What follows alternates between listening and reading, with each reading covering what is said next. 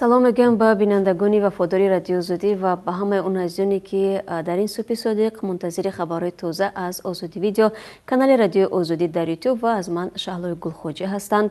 امروز پنجشنبه است 23 مای و با سپاس از یکایک شما برای همراهی بینندگان گرامی ما و من تلاش میکنم در چند دقیقه دیگر برای شما خبرهای مهم تاجیکستان و جهان را بگویم، اما قبل از این نخست رجوع میکنیم به وضع باد و هوا.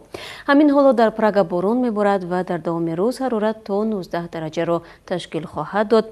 در مسکو پایتخت روسیه نیز هوا کم ابر بارانی است و تا 20 درجه گرم میشود. در سنت پترزبورگ هوا کم ابر و در جریان روز تا 12 درجه گرم خواهد بود. در دوشنبه امروز هوا غبارآلود است. آب و هواشناسان در جریان روز باریدن باران را پیشگویی میکنند. حرارت به 18 درجه در دوام روز خواهد رسید. در تاجیکستان دسترسی به جستجوگری گوگل و یاندکس، شبکه‌های فیسبوک، یوتیوب، ادناکلاسنیک و اینستاگرام دستنوراست شده است. ساکنان میگویند این وضعیت از روز 20 مای به این سکون فرماست. آنها شکایت دارند که باز کردن سامانه‌ها به واسطه VPN یا فیلتر شکن‌ها نیز به آسانی دست نمی‌دهد. سرعت اینترنت در 2 روز اخیر به حدی سست شده است که بعضی صفحه‌ها را به سختی می‌کشد یا اصلا باز نمی‌کند و این آدم را عصبی می‌سازد، میگویند ساکنان شهر دوشنبه.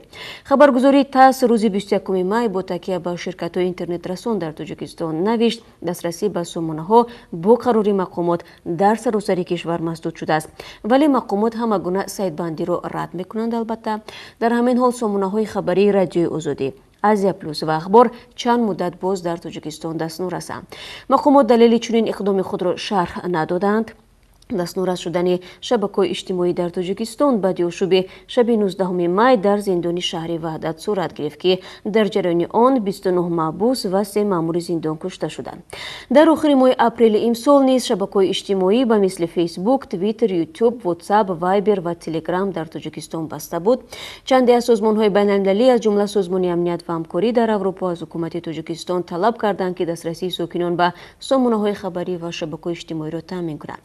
اون وقت معاون رئیس خدمات علاقه تاجیکستان الهام عطایف به رادیو آزادی گفت شاید مشکل تکنیکی از بیرون است، جوابی که بسیاری ها آن را خنده‌آور نامیدند و درستیش را زیر سوال بردند. رحمتالله رجب عضو زندانی حزب ممنوع نهضت اسلامی روز 20 مای با اتهام رعایت نکردن قاعده‌های محبس مجازات شده به حجره جزا یا پکت انتقال داده شده است. نزدیکان رحمتالله رجب روز 22 مای به رادیو آزادی گفتند این معلومات را از سردار محبس رقمی 1 ایدیبک محتاج زاده گرفتند. یک منبع دیگر در نهادهای انتظامی تاجیکستان این خبر را تصدیق کرد و گفت رحمتالله رجب قاعده‌های زندان را پایمال کرد و از اجرای دستور زندان سرکشی نمود. پیوندان محبوس میگویند رحمتالله رجب به رساندن خبرهای مربوط به آشوب در زندان وحدت ابدار شده است. مقامات زندان این کاری او را تبلیغ معنیداد کردند، اما نزدیکان محبوس این اتهامات را رد میکنند و میگویند گوش دادن به رادیو و نقل خبرها به دیگران در محبس ممنوع نیست. آنها افزودند یک بهانه دیگری زندانبانها این است که از جای خواب رحمتالله رجب عسل پیدا کردند. این در حالی است که رحمتالله رجب یک ماه پیش سکته مغزی شده بود و حالش خوب نیست. گفته می شود شرایط در بازداشتگاه جریمه‌ای مفصول به پکت خیلی شدیدتر از همه بخش‌های دیگری مجازاتی است و قرار است محبوس به بعضی اطلاع 15 روز و اطلاع دیگر 2 ماه را در اینجا گذراند. در این مدت به وی خواندن روزنامه، گوش کردن رادیو یا قبول غذایی که نزدیکانش می‌آورند منع است و در یک روز تنها برای نیم ساعت هوای گشاد برآورده می شود. رحمتالله رجب همچون فعال حزب نهضت اسلامی در اول ماه ایول سال 2016 بازداشت و به 28 سال زندان محکوم شد. دادگاه عالی تاجیکستان فعالیت این حزب را سال 2015 ممنوع و آن را تروریستی عنوان کرد. دادگاه گفت اعضای این حزب در تشکیل آشوب مسلحانه ماه سپتامبر سال 2015 دست دارند. حزب و اعضای آن این اتهام را رد می‌کنند. مقامات تاجیکستان و قرقیزستان روز 22 مای از یک دعوا در سرحد خبر دادند. قرقیزستان آن را به بحث قبرستان در محله اسکی مزار ربط داد، ولی جانب تاجیکستان گفت دعوا بعد از ورود بیش از 200 شهروند و سرحدبانان قرقیزستان به حدود جماعت لکان اسفره سر زده است. در حکومت شهر اسفره همه را به بودکند قرقیزستان گفتند که ساکنان محله روات نویه بودکند هدف اشغال زمین ها را داشتند.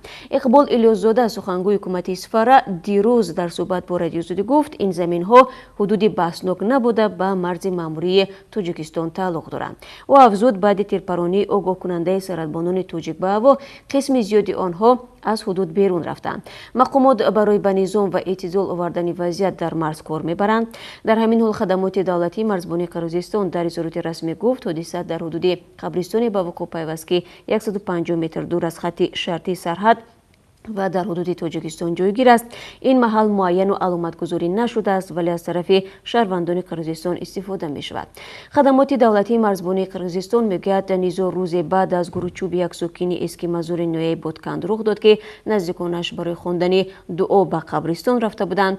ҳангоми дуову фотиҳа марзбонҳои Тоҷикистон ҳозир шуданд. шаҳрвандони Қирғизистон талаб карданд, ки онҳо ҳудуди қабристонро тарк намоянд. омадааст дар изҳороти хадамоти давлатии марзбонии Қирғизистон. ҷониби Қирғизистон мегӯяд, барои ҳалли даъво ба ҷои ҳодиса марзбонҳои ду кишвар даъват шуданд ва ҳангоми музокира шаҳрвандони Қирғизистон дар роҳи марзбонҳои тоҷик гӯё нақб ё чуқурӣ кофтанд. саратбонҳои Тоҷикистон ба ҳаво як тири огоҳкунанда холӣ карданд. бояд гуфт, ки Тоҷикистону Қирғизистон 970 километр марз дорад ва аз ин ҳисоб 519 километраш мушаххас ва аломатгузорӣ шудааст. дар минтақаҳои таъину аломатгузорӣ нашуда, гоҳ-гоҳ ҷангу даъвову кашмакаш барои обу чароғоҳу замин рух медиҳад ва ҳатто ба хунрезӣ ҳам кашидааст. охирин муноқиша дар марзи Тоҷикистону Қирғизистон шоми 22 апрел дар минтақаи марзии Ворухи Исфара ва Оқсои Ботканд рух дод. дар муноқишаи рӯзҳои 13 ба 14 марти имсол дар марзи Тоҷикистону Қирғизистон ду шаҳрванди Тоҷикистон куштаву беш аз 20 кас маҷрӯҳ шуда буданд. вазири корҳои хориҷии Британия имрӯз эълон хоҳад кард, ки кишвараш бо 16 узви дигари паймони НАТО маълумот дар бораи фаъолиятҳои кибернетикии Русияро ошкор намуда, аз таҳдиди ҳамлаҳои кибернетикӣ дар ин кишварҳо ҷилавгирӣ кардааст.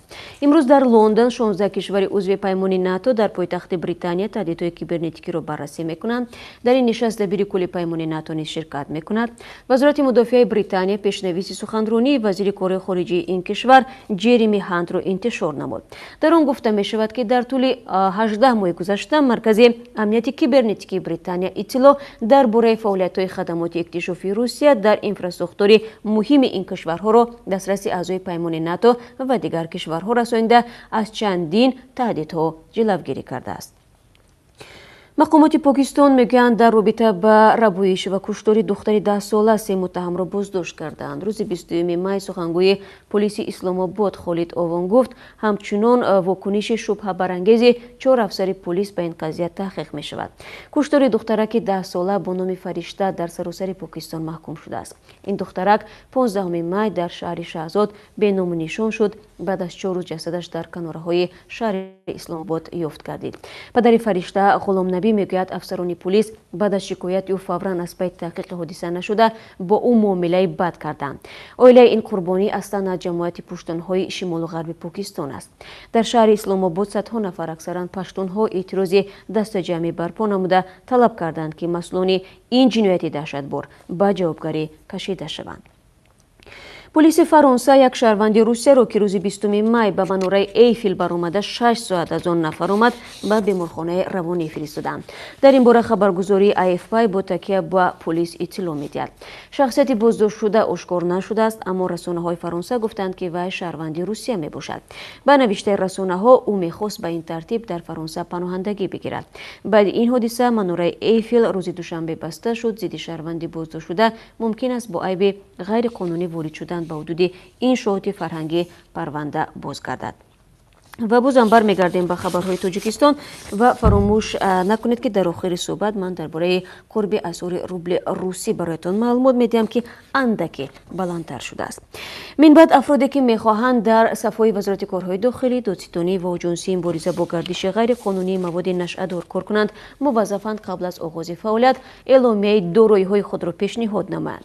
парлумони Тоҷикистон дар ин бора рӯзи 22 май ба қонунҳо дар бораи милиса, прокуратура ва кормандони оҷонсии мубориза бо маводи мухаддир тағйирот ворид кард. бар пояи ин қонун афроде ки ҳамакнун низ дар ин сохторҳо фаъолият мекунанд бояд эъломияи дороҳои худро пешниҳод намоянд. абдуманон холиқзода муовини аввали вазири адлия ва ҳотам назарзода муовини дӯстони кулли тоҷикистон дар нишасти рӯзи чоршанбеи парлумон ҳадаф аз ин тағйиротро ҷилавгирӣ аз коррупсия ё фасоди молӣ дар ниҳодҳои қудратии тоҷикистон гуфтанд. аммо бархе аз вакилон дар ҷараёни баҳсу баррасии ин масъала гуфтанд ки яке аз роҳҳои аз байн бурдани коррупсия баланд бардоштани маоши кормандони ин ниҳодҳо мебошад. ин вакилон ҳамзамон ба вазорати молия пешниҳод карданд ки маоши кормандони ин ниҳодҳо боло бурда шавад. ворид кардани тағйиру иловаҳо ба ин қонунҳо ва муваззаф кардани кормандони ин се ниҳод барои эълони дороиҳояшон дар ҳоле аст ки дар гузашта шуморе аз ниҳодҳои интизомӣ аз фасодзадатарин ниҳодҳои тоҷикистон ном бурда шуданд. арабистони саудӣ ба ҳукумати тоҷикистон 50 тонна хурмо тақдим намуд. рӯзи 22 май зимни маросиме бо иштироки сафири арабистон дар тоҷикистон ва мақомоти тоҷик ин миқдор хурмо ба ҷониби тоҷикистон супорида шуд. кӯмакҳоро агентии захираҳои моддии тоҷикистон қабул намуд ва гуфта шуд ки кӯмакҳо ба камбизоатону ниёзмандон тақсим карда мешавад. зимни қабули кӯмакҳои арабистон мақомоти тоҷик гуфтанд соли севум аст ки арабистон дар шакли ғизо кӯмак мекунад. абдулазиз муҳаммад албодӣ сафири арабистон дар тоҷикистон гуфт 50 тонна хурмо бо дастури подшоҳи саудӣ тавассути фонди шоҳ Салмон ба тоҷикистон оварда шуд. ҳамасола дар моҳи рамазон ҳукумати саудӣ ба кишварҳои барояш дӯст хурмо тақдим мекунад. ба тавре ҳам гуфтам расидем ба поёни суҳбат ва ман барои шумо қурби асъори хориҷиро мегӯям. $1 9 сомониву 43 дирам аст, 1 евро 10 сомониву 54 дирам ва 1000 рубли русӣ баробар аст ба 146 сомониву 50 дирам. яъне нисбати дирӯз агар шумо тамошо карда бошед суҳбати моро 30 дирам баландтар шудааст рубли русӣ дар тоҷикистон. бо сипос аз якояки шумо дӯстони азиз барои ҳамроҳӣ. ман ҳамаи шуморо дар пахши мустақимҳои баъдӣ бо хабарҳои тоза аз тоҷикистону ҷаҳон мунтазир мешавам ки сархати хабарҳои мо соати 10 бо вақти Прага, 11 бо вақти Москав ва соати 1 бо вақти душанбе тақдими шумо мешавад ва ҳамин барномаи хабарӣ низ дар пеш аст бо гузоришҳои ҷолиб. умедворем ки чун ҳамеша моро ҳамроҳӣ хоҳед кард ва ҳамин гуна хабару видео ва аксҳое ҳам ки доред дар ихтиёри мо